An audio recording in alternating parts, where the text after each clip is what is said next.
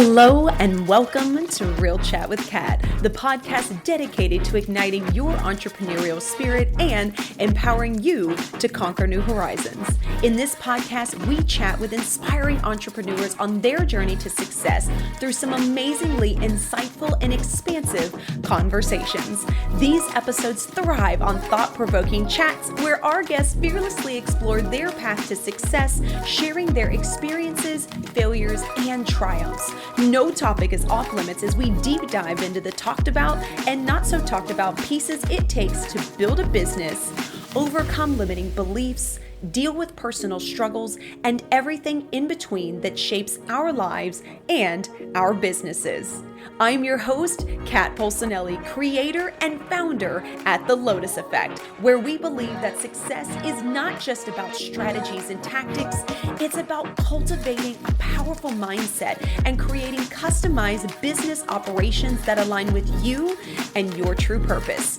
Whether it's mastering time management, improving productivity, enhancing leadership skills, or simply fostering a growth-oriented mindset, we'll provide you with the tools and strategies to flourish in both your business and personal life. I'm so excited to have you join us today in this episode, so get ready to feel empowered and inspired as we learn together and from one another on how to rise above challenges, break through limitations, and unlock our full potential. Let's dive in. Hello, everyone, and thank you so much for joining us today on this episode of Real Chat with Kat. I am so excited to have you here with us today in this episode, and I have an awesome guest with me, Miss Samantha Lane. So Samantha, hello, how are you? Hello, I'm doing great. I'm even better now with your energy. I love it. Thank you. I'm so excited to have you on today's episode. So do us all the favor and tell us who you are, what it is that you do, and what got you into this space. Oh my gosh, that's a long question to begin with. Okay, so who am I? What do I do? And what got me into this space? So I am a multifaceted entrepreneur who is passionate about time management for work-life balance. So what I do is I teach people how to be present in their life while being even more productive in their days through time management and the power of planning. What got me into that is I used to be a train wreck of a workaholic. And I could get stuff done, but in the worst possible way for myself, very imbalanced, very burnt out all the time on the edge of, I don't know, mental breakdown perhaps. And then I had to have my chest cut open in 2014 and ended up having a ton of complications, almost died, and decided that I needed to change my life. And I found that the way to change that was time management. And so that turned into my solution, which eventually turned into my business, which eventually turned into my purpose. So that is sort of me in a nutshell. Let's see. If you want some personal notes, I live in Charleston, South Carolina. I try to work out or run with my husband regularly. We have a dog and a cat. And I'm a big fan of food and sleep.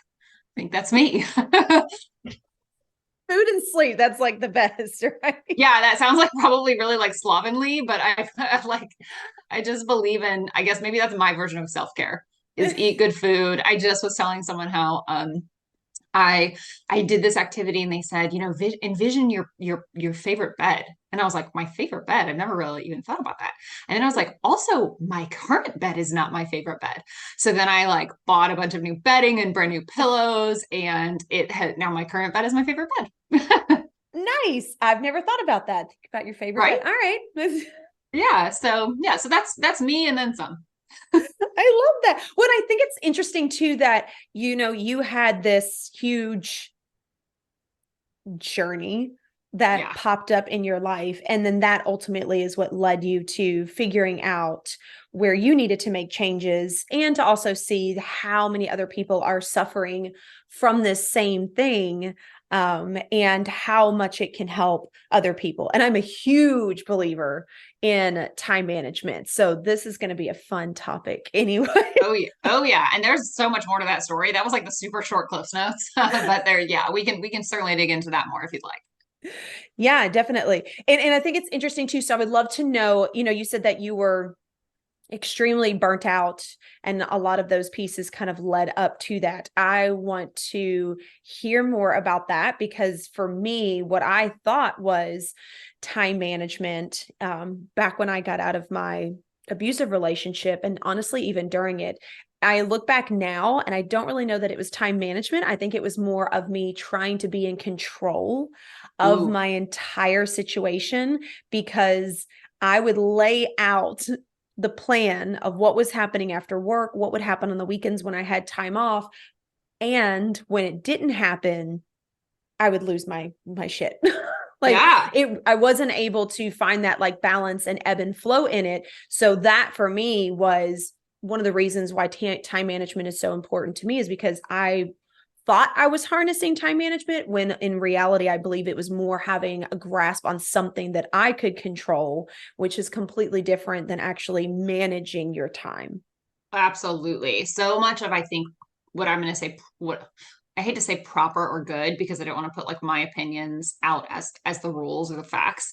Um, but I think what science tells us is good time management is often energy management. As Mm, humans, we work off of energy. We use it and we lose it. And so I think that a lot of how we want to manage our time is not just to get more stuff done. We absolutely can.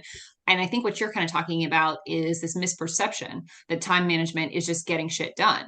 Like you were getting shit done, I was getting shit done. But it doesn't mean that we were doing it in a way that was really good for our energy management. And it also, the more I learned about time management, the more I learned that I was actually wasting a ton of time. I was wasting a ton of energy. And so what I actually thought was quote unquote good work was really just like fine.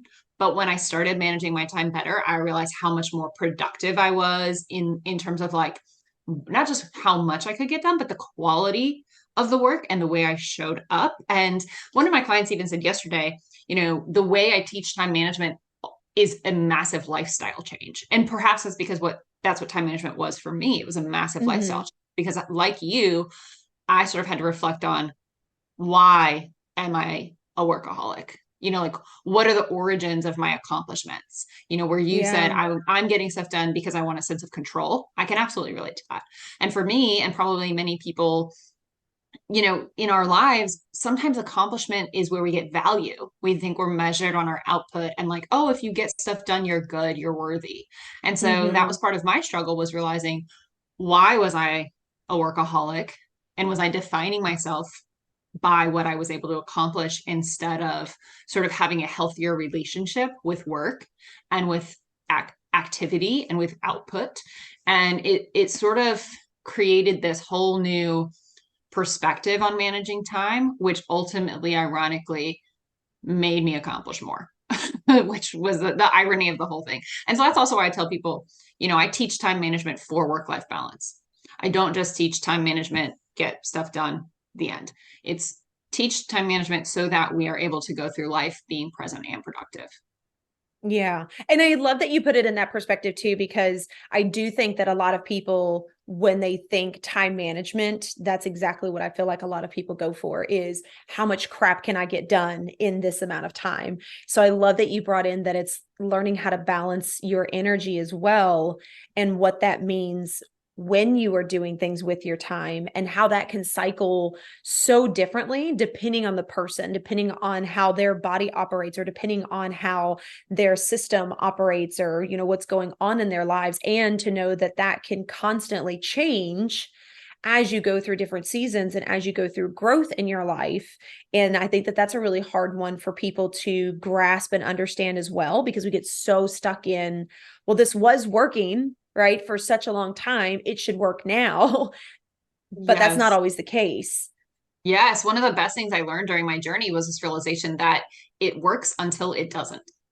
And that sort of sense of, there are things in life that are permanent. Death, disfiguring. Like there are definitely some things that can happen to us that are permanent. I have a permanent scar on my body from my experience. But there are also so many things that are not permanent. And we think that every decision has such massive repercussions. And so it creates this fear of action. And so I think sometimes like that realization was so liberating for me to realize that, you know, not everything is permanent. And so Mm. this works now. And so I'm going to do it. And if it doesn't work a year down the road, that's okay. And I can abandon it. I can let go of it. I can change it. And that's totally okay. And, you know, I joke all the time with people. I teach people how to protect plans. But what I also tell people is like, yes, I was part of 2020 as well. And so I know that, you know, plans change.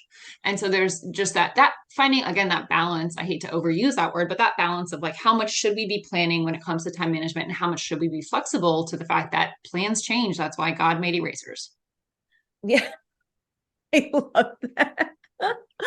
Yeah, and I would love for you to expand on what it means to manage your energy when it comes to managing your time, because I love that you just said that we should understand that there has to be some flex in your life and in your calendar and in your day to day for when things do hit the fan, right? I mean, we had to reschedule this podcast. Originally, we had everything completely set up, and my son was in a motorcycle accident, and it like threw my world completely in the other direction. And I had to reschedule a ton of things with a lot of people and even take 2 weeks off to make space to not only deal with him and all the doctor's appointments, but honestly, my own emotions and the other things that was going on that I was dealing with, and still having to be a mom to my youngest one and be a wife because my husband was out of town, and like all of the things. And beforehand, I know that there would not have been managing energy in that at all. It would have been, okay, this is what it is. I got to shove everybody now on one day to get it done and get my butt back in freaking gear. Whereas now I'm like, it's okay to make that space, to take that time, so that when I do go back into doing more of what I love or having to conversate with people, I can be a lot more present in that moment than so burnt out and bogged down because I just keep shoving everything at myself. Yeah. And think about how you are when you're rested and recharged. Like maybe you just came off of like um, a great night with friends, or you had a really lovely slow roll of a morning. You know, how you show up for a stranger at the grocery store is way different when you're in that space versus when you show up and you're exhausted and stressed and short. And that it's not just the stranger at the grocery store. It's how are we showing up in our work relationships and our life relationships with our teams, with the people we Yeah. supervise, with the people who are our customers. You know, I think there's a lot more choice than people really think when it comes to time management.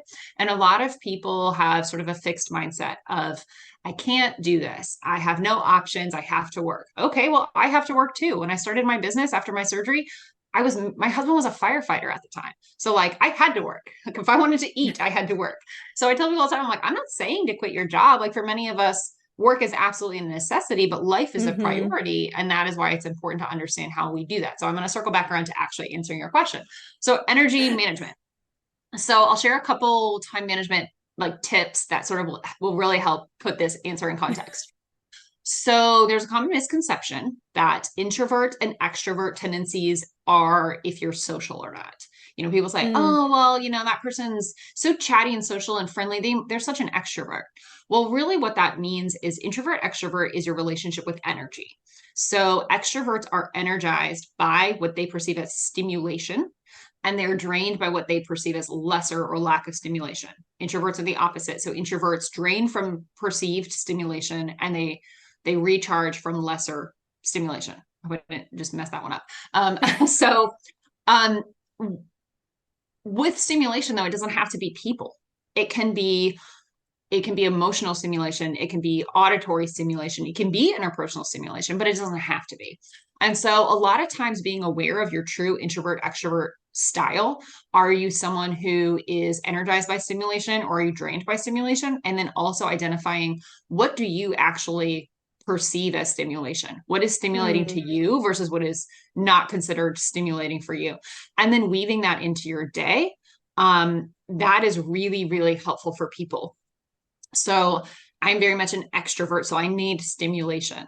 And so for me, auditory stimulation is great for me. So if I'm having to do work where I'm sitting at my computer, I always like to have music on, and it helps keep my energy high. So something that simple and small is a good way to manage your energy throughout the day. And to interject some recharge breaks, because what I also try to remind people is, we wouldn't use our cell phones 24/7 without recharging our batteries. So why is it we feel that we can do that to our bodies and our brains? We really can't. We work off of also our circadian rhythm. When we sleep at night, we wake up, and for many of us, we have more energy. And so the majority of people have a morning peak performance time. The next largest chunk is midday. The smallest group is actually night owls. But what we experience each day is we have a peak performance, we have a trough, and we have a rebound. And so utilizing that energy to also do the most important or the most difficult tasks when we are in our peak performance helps us to get more done. And it helps us then to have a surplus of time that we can reinvest into other aspects of life, i.e. relationships, self-care, etc.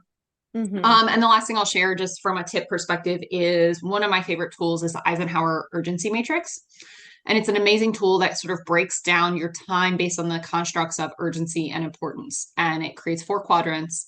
And for many of us, we live in quadrant 1, which is it's urgent and it's important. And so we're trying to tackle things like right now. And so you mentioned when things happen with your son, like that was a real quadrant 1 situation. You had to be there and do that. And in that moment, you were able to very quickly identify what is not quadrant 1, what has to go away. And I think sometimes when we don't have that push to tell us this is quadrant 1, we sometimes think everything's quadrant 1, and then we're trying to do too many things at once and we're burning ourselves out versus just stopping and saying what really is urgent and important, or more importantly, how do we work in quadrant 2, which is these are things that are important but they're not yet urgent. Sort of being able to shift our perspective and our time to be what I like to call proactive versus reactive. And if we stay in this proactive space, then when we have something that's truly quadrant 1, then we have bandwidth, energy, and time space on our calendar to be able to then react to what is truly an urgent and important demand for our time.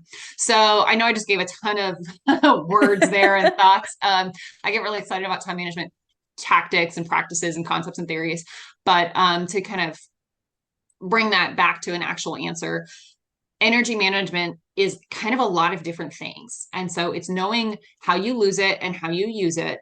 And then also trying to be a little bit strategic in how you plan your day to retain that energy and recharge that energy as much as you can.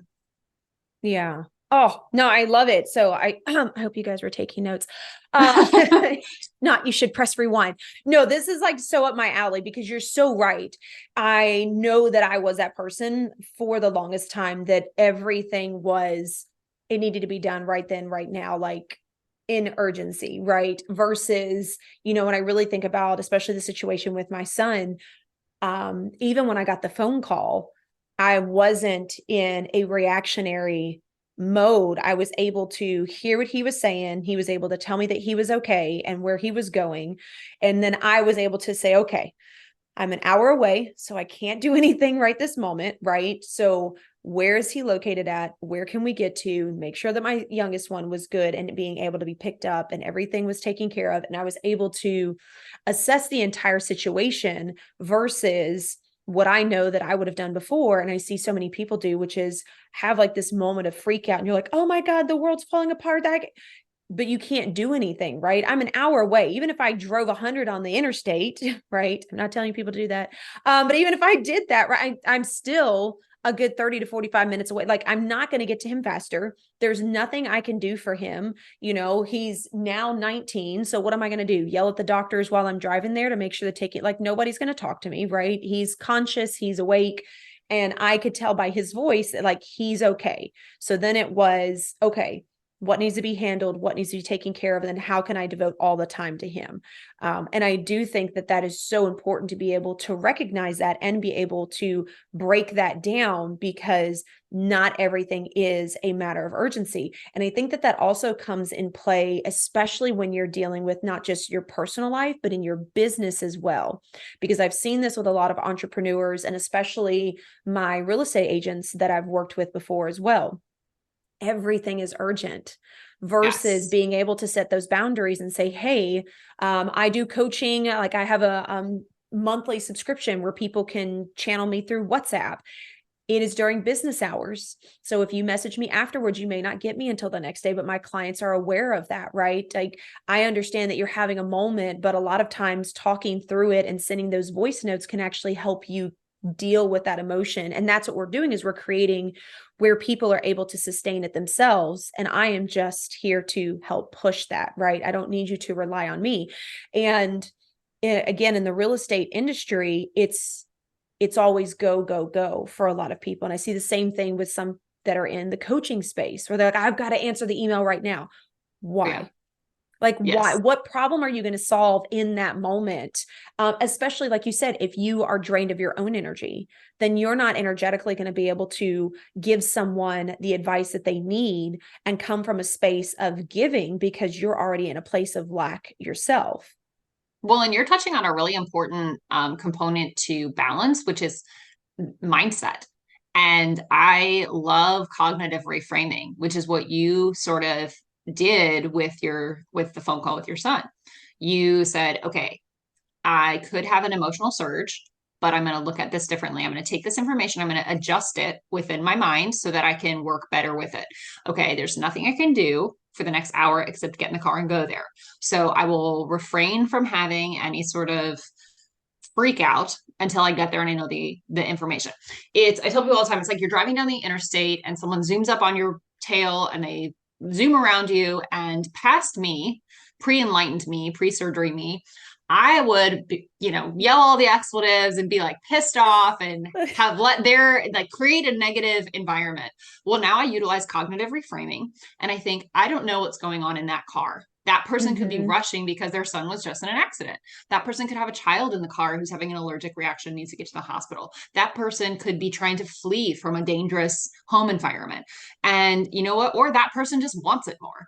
They just need to get to work, or they need to get to Bojangles, or whatever it is they're doing. They want it. And so that sort of cognitive reframing for me has almost like overnight eliminated road rage, for example. And it's just like that Yes. tactic, if we can do that in other aspects of life. So the realtors, I work with a ton of realtors because they sort of fall into this group that I work with that I call lifestyle jobs. So entrepreneurs, realtors, clergy, these are people who have a lot of flexibility in their day. They've got a lot of autonomy in how they build their schedule. They tend to also have high demands on their time, and they tend to have passion for what they do. Now, that group is extremely high risk for burnout. That group also has all the raw materials to create a life where they are getting stuff done and enjoying it. So, one of the biggest things that I've noticed in the realtor population, though, is this mindset piece. This fear of missing out, this fear, and Mm-hmm. entrepreneurs are like this a lot too, like I have to do it right now, like the scarcity belief that if I don't do the thing now, then the business will shrivel up and it'll go away. Yeah. Well, that's not really reality most of the time.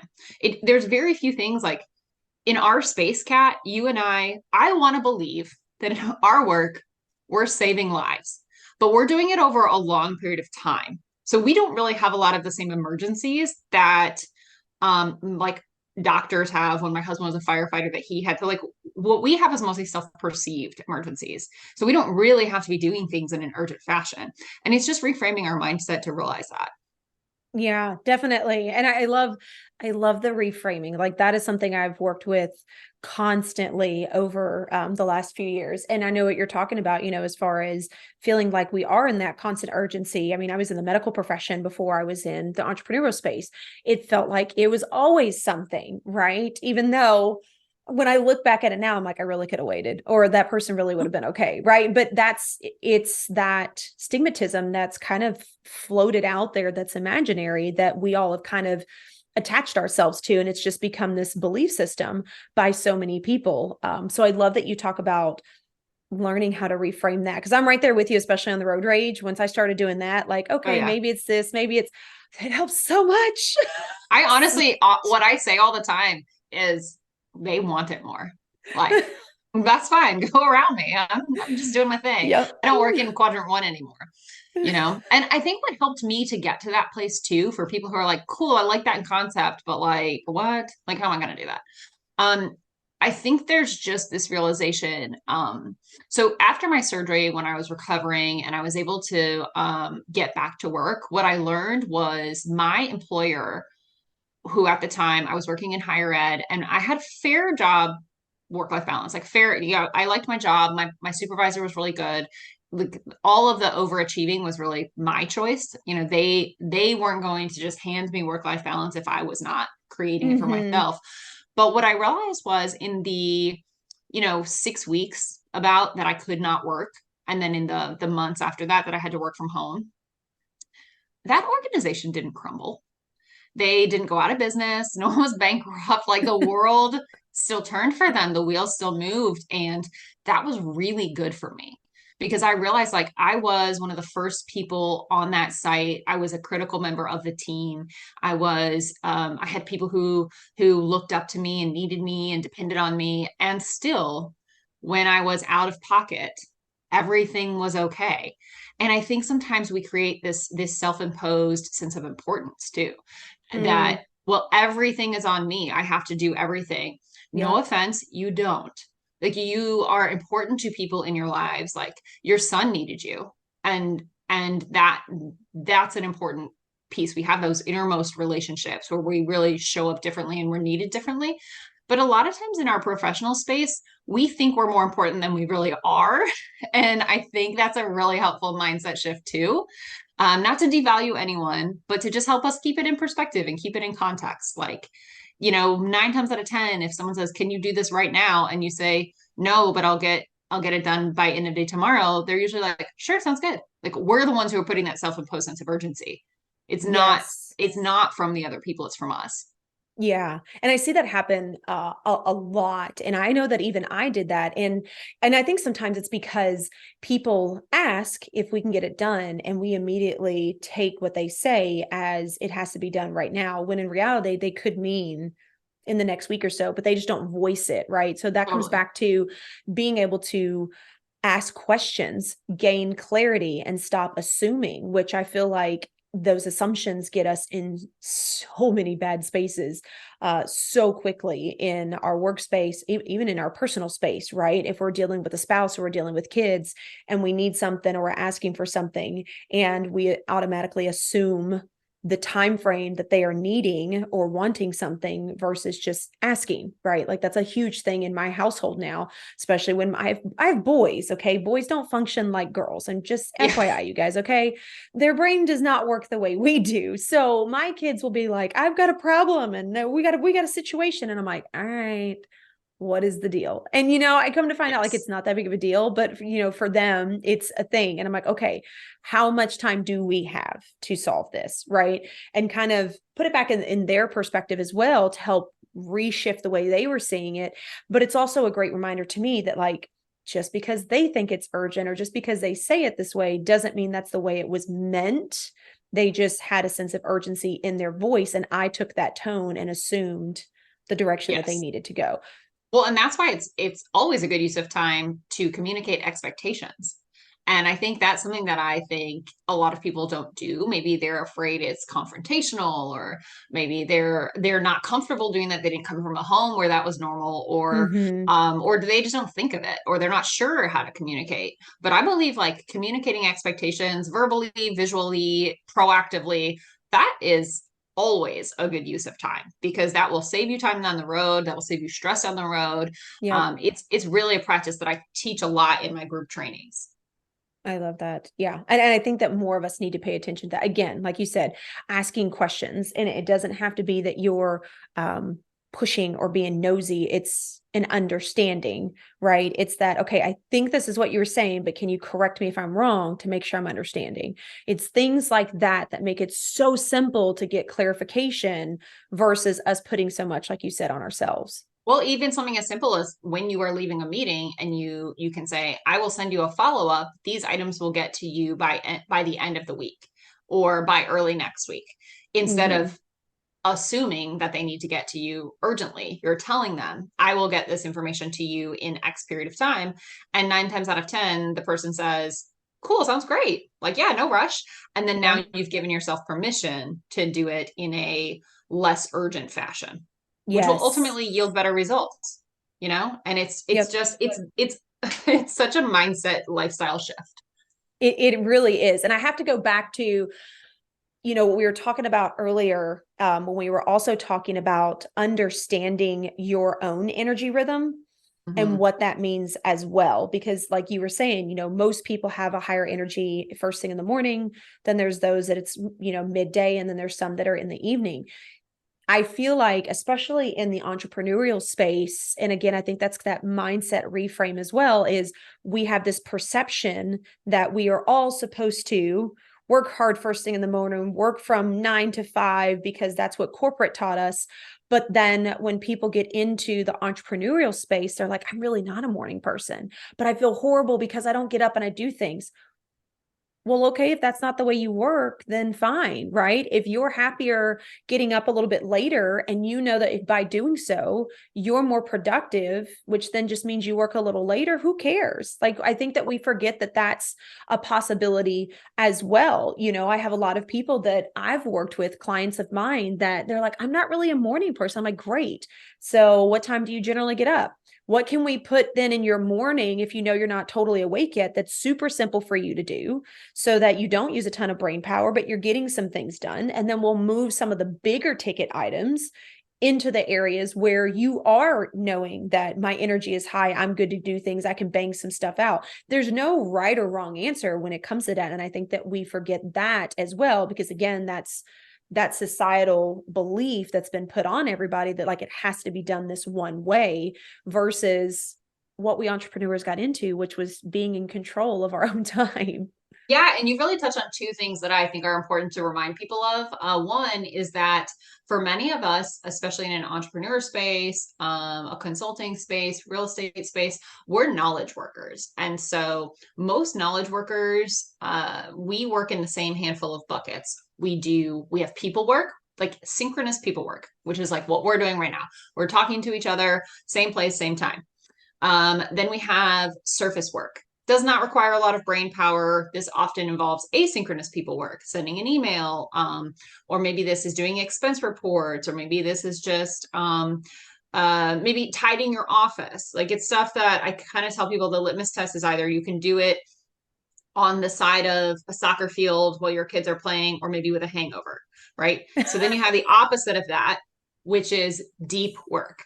This needs peak energy, peak performance. It's your most important work, or it's a step that's the hardest for you, or has the most traction. And so most knowledge workers can accomplish all of their work in one of those three buckets. Like that typically explains every knowledge worker's job. So what I try to encourage people is then figure out how much time do you need in each bucket and strategically map it out for each week in a way that respects your energy. And it's that what I call a weekly template.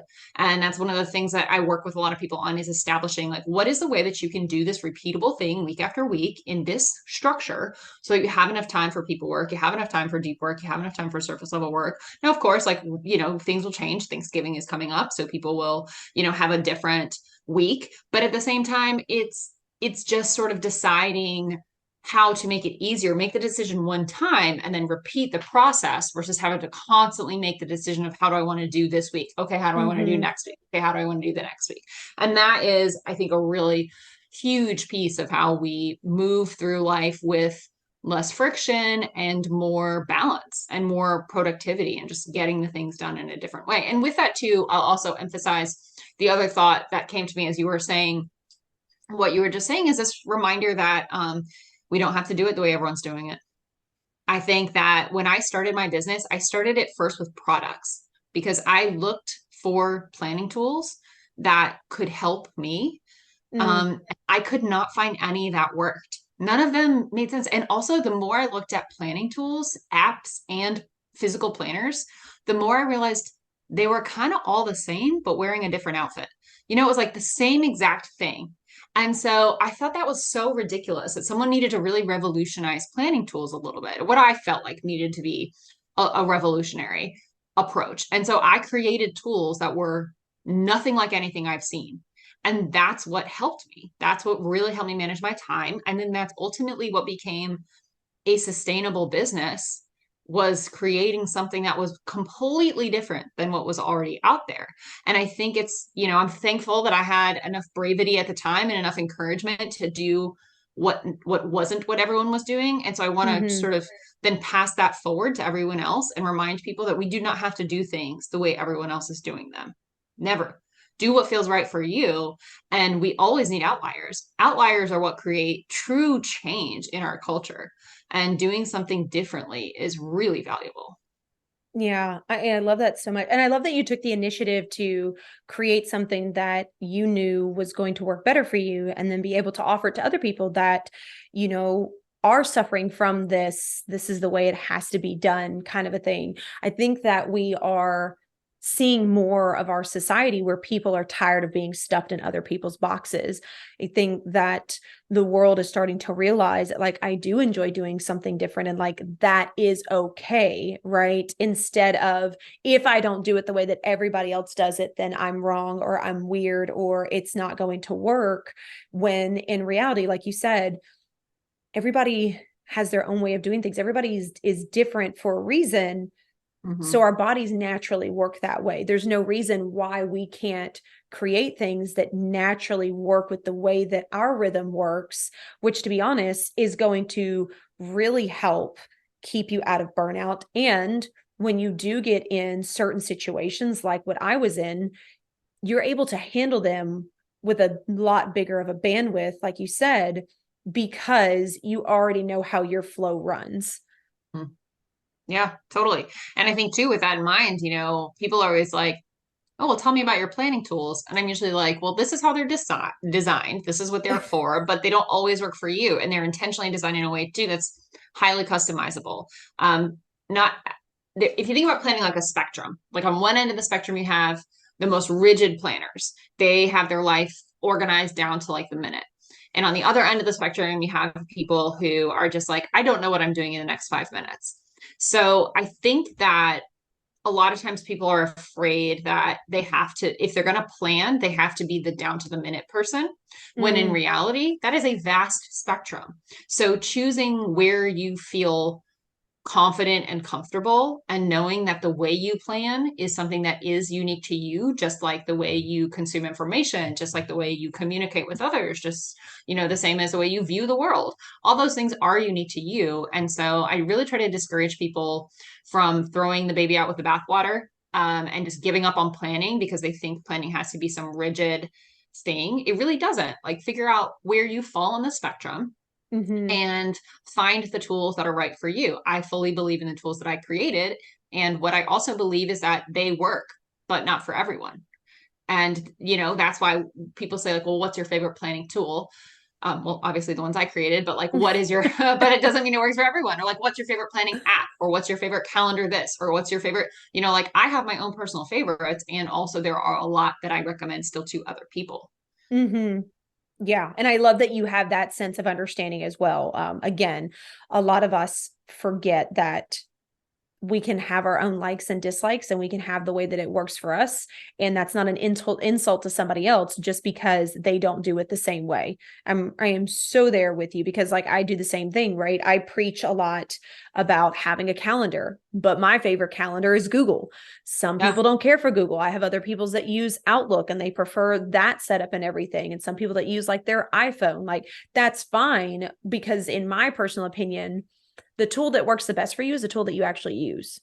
Absolutely. And I think this mindset piece also goes a lot farther than just how you choose a tool. I think it also goes out to how you work with other people. I was recently on a panel at a conference and we talked about competition and how we viewed competition. And this was a startup conference. So there was a lot of discussion around leveraging competition to push ourselves. And I was such an outlier on that panel because I was like, I actually look at competition really differently because I think about competing with myself, but I also see my competition as collaborators because I don't think that I'm competing with another planner. I mean, sure, I guess I kind of am, but I'm actually competing with imbalance and burnout. and lives Mm-hmm. that are wasted to bad time management, or people having mental health crises because they don't have time for self-care. That's my competition. So I see other planning tools, other mindset tools, other coaches, other anyone who works in my space. I see those as collaborative allies. And I think that is something that I really hope that people hear, especially those people who are listening to this who are coaches, who are consultants, who maybe are somewhere in their journey where they're comparing themselves to the person next to them. You Mm. know, don't think about the other coach next to you as a competitor. Think about who you're truly competing against, who really is the villain that you're out to battle, and is that other coach actually an ally? Are they actually someone who is in the field with you fighting the bigger cause? And I think if we can kind of reframe our mindset around that, then suddenly self-employment and entrepreneurship and solopreneurship, now suddenly those things aren't as scary and siloing. Now suddenly there's a sense of community and a morale boost and almost a sense of encouragement about, you know what, we can do this. And that is a huge mindset shift of how we can go through our days and how we can really just find more encouragement in fulfilling our purpose and our providing our highest contribution. Yeah, definitely. And if you think about it too, that's also letting go of that scarcity mindset as well, Yes. because one, you don't have the space to handle everyone. Two, you shouldn't want to have the Yes. space to handle everyone. There are people that don't align with you that you should be able to say, I'm not sure that we're a good fit. However, I think this person could be. Then you're overfilling other people's cups, which essentially for most of us entrepreneurs, that's the reason why we got into it, was to help others. Well, you're not helping others if you're trying to keep every single piece for yourself and you can't learn from other people. I love connecting with other coaches that do the same thing as me because I want to know what it is that you teach. How do you teach it? How is mine different? How could I send someone to you because your perspective may really align with how they want to work versus my perspective? Or maybe you have a tool or something that I haven't been aware of yet that I'm like, ooh, that would be fantastic. I feel like that, like you said, that's a huge mindset shift. And it's also that different thought process of lack versus abundance and Yes. And understanding. yeah, I love that you mentioned scarcity mindset and abundance. So I also like to have a word of the year every year. And my word for 2023 has been abundance. And when I started, I thought it was something that would inspire me to like level up with the revenue for the year, or maybe like change my relationship with more of like as silly as it sounds, like the dollars in my life and how they were impacting other parts of my life. I have some pretty big donation goals that I want to hit. And so I was kind of like, I don't have enough dollars to do these donation goals. So I've got to find a way to bring more money into my life. I started reading money books. I started all this stuff. And I said, okay, my word of this year is abundance, thinking it was going to be money based. And here's what I now know at almost the end of the year: abundance is so much more than money. It's how Hmm. we view the world, and it is the fight against the scarcity mindset, not just with dollars, but with like business opportunities, for example, like what you're just saying, like with customers, with like simple things. It's kind of become a joke, like even the way I go to use a napkin. I think now, not to sound like I'm wasteful, but I'm like, there's an abundance of napkins. Like, I just try to think about it differently. And it's changed me from someone who does live in a scarcity mindset. And I find myself being a more giving person, at not just with physical stuff in my life and money, but also with resources, with leads, with connections, with the way that I'm doing my business, because now I'm saying there's enough for everyone. There's more than enough for everyone. And it's really Yeah. been a cool lifestyle shift. And I definitely think you're spot on that like scarcity mindset is not going to get us anywhere. Abundance mindset is going to get us everywhere. Yeah. Yeah. Oh, I love these kinds of conversations. All right. So Oh, are we even talking about time management anymore? I feel like we're just everywhere on all the things. that's okay. I feel like it's all wrapped under one umbrella, though. I feel like, out of all the business tips and the pieces that I get on my podcast, while there, yes, like time management is something, while like mindset is something, if you really listen to the podcast and you listen to people and the stories and the shifts that they've made in their lives, all of them are interconnected in some way or another, right? So by shifting your time management and understanding how you can focus better on your own, not against someone else, you are shifting your mindset. You are also shifting whether you are in abundance or scarcity, right? It's the same thing with those that are looking to shift their mindset. If you're looking to shift your mindset, you're going to start following into other pieces of your life. Maybe that does mean moving your time around. Maybe that does mean changing your purpose for what you're doing. Like, I feel like they're all interconnected. And I think that's one of the biggest key elements that's really come across this year as well, is understanding that, like, yes, you can wholeheartedly focus in this one particular area. And hopefully you notice by really honing in that it's also going to ripple out across other areas of your life. And you're going to start seeing where other changes need to be made, where other pieces may need to be moved. And then that is what is going to take you to the next level in your business or in your personal life. Absolutely. And really, I guess we could take it full circle and point out too that, like, for me personally, and you might feel this as well, none of these seismic lifestyle changes would have been possible if I were managing my time poorly. Like, I'm only able to do these things because I learned the simple time management steps, tips, tricks, etc., practices, habits that give me the mental bandwidth and the space on my calendar to do these things, to take the time to think of a word of the year and then to try to see it in my life.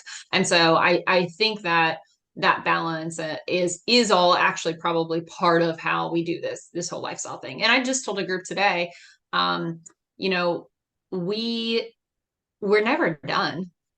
We're never done. And because people always ask me, well, what about time? Do you have time management tips for to-do lists? Well, like, the number one thing is realize that your to-do list will never end. But like, that's actually what life's about. Do we think we're ever going to get to the end of life's to-do list? Like, I'm sorry to break it to you, we won't. That's what life is. Life is a forever to-do list.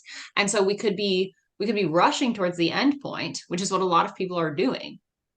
Or we could be realizing that life is a to-do list and we're lucky we get to do it. Yeah. Oh, I like that. Yeah. Yeah. I feel like, I was definitely that person that was always shooting for an invisible end goal. I'm still not sure what that was, but or even now, like, I mean, like, what on earth, like, when do you feel like you'd truly be done, Kat? Like, you won't. Like, because especially if you're someone who is an entrepreneur, a business owner, or just a high achiever, you'll never be done. You'll find the next thing. Oh, and always. But even if you're someone who's just like working for other people or just kind of like a slower paced person, which there's nothing wrong with, by the way, you still will be in pursuit of something. And I think that's kind of like human nature. It's like we're in pursuit of something. And so using that reframing to say, okay, well, am I in pursuit of money and fame and cars and houses, or am I in pursuit of deep relationships and slow rolling in the morning and being able to support other people along the way? Like, what am I in pursuit of? And try to maybe think about those things instead of this like forever to-do list that is. I love this so much, Samantha. So I feel like I could talk about time management for hours. Same. We as we come to a close, you've given us so many amazing tips, but one thing I always ask all of my guests is, do you happen to have a quote or a piece of advice you'd like to leave the audience with? Oh my gosh, that's so hard. That's the hardest question you've asked me so far. Because it's hard to distill it down. Okay. You said quote or advice? Okay, then I'm going to go the advice route because I just can't choose my favorite quote. If people ignore everything else we've talked about and they just like fast forward to the end of this episode for this is what they need to know. If you take time every week, I like to do this on Fridays, and you make a plan for the following week. And I have a free download that I can share with you if we want to put something in show notes or like tip library for any of the things we talked about. If you take time every Friday to wrap up the week you're in and make a plan for the next week, your Sunday scaries will go away. You will have a more balanced life and you will start being able to make all the critical changes that you and I have talked about. Like, the cornerstone of transformation as it pertains to your time management is weekly planning. So taking that time every week to really decide how you're going to intentionally spend your time. So again, in short, weekly planning is life-changing. Plan every week so you can truly live every day. I love Friday planning. It really, really, really will change your life. Ooh, I like that one. Yeah, I'm big on that one as well. It's something I didn't do and now I do. And it helps you know what you're already walking into so you can enjoy the days off that you do have Absolutely. planned. Oh my gosh. I Yeah. think I'm going on, let's see, in about 6 months, I will hit my 10-year anniversary of my surgery and my weekly planning routine. And I think about what my life looks like now compared to what it was 10 years ago. And Mm-hmm. I don't, there's no way I would have gotten here without weekly planning. Just the goals I've accomplished, like reducing debt, like building a business, living in a place that makes me happy, like spending time with my family, memories, vacations, all the things that I'm like, wow, this all is rooted in weekly planning. Yes, so much. So then, of course, please then tell us, how can people connect with you? How can they find you? How can they be in your world?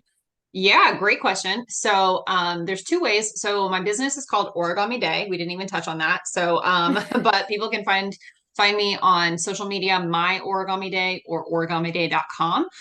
There's also thesamanhthalane.com on social media and online that has a little more information more about my speaking services. But again, my world is time management for balance, and that comes through coaching, speaking, and products that I created to help people with that work-life balance. So origamiday.com or thesamanthalane.com. Awesome. And we'll make sure to have all that information in the show notes for you guys as well. I've actually checked out some of her awesome products, so definitely head over to her website. And Samantha, again, I can't thank you enough for being a part of the podcast today and sharing all these amazing tips with the audience. So thank you again for being a part of the podcast. Thank you. You are so welcome. And to everybody else out there, I hope that you got some awesome tips on how to redo your schedule so that it works more for you and not because it's the way that everybody else wants to have it done in their lives. It is a huge game changer, I will tell you for sure. So be sure to take some notes and check out her website. And don't forget, until next time, do one thing positive for someone each and every day and see the difference that it makes in your life. So until next time, have a fantastic day.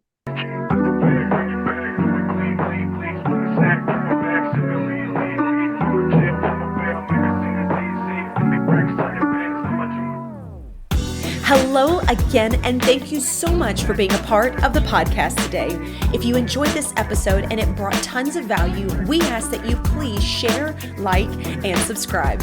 Your support means the world to us and helps us to reach even more inspiring entrepreneurs who can benefit from these powerful conversations. If you haven't already, be sure to leave a review on your favorite podcast platform, as this feedback is an amazing gift that fuels our growth and helps us to continually improve this podcast.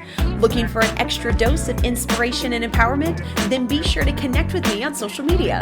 You can find me at The Lotus Effect, where I share valuable resources and tips while sharing my own journey of being an entrepreneur. And if you're interested in learning more about my coaching programs and services, be sure to check out my website at the-lotus-effect.com. Once again, thank you so much for being a part of Real Chat with Kat. Your presence and support makes all the difference. Remember, whether you find yourself in the depths of the mud or on the path of growth, we all have a unique journey. And just like the lotus, some of us start in the dirtiest of mud, yet as we rise and grow, we blossom into something beautiful, unique, and truly one of a kind. To all of my visionaries out there, keep rising and growing as you create your own Lotus Effect.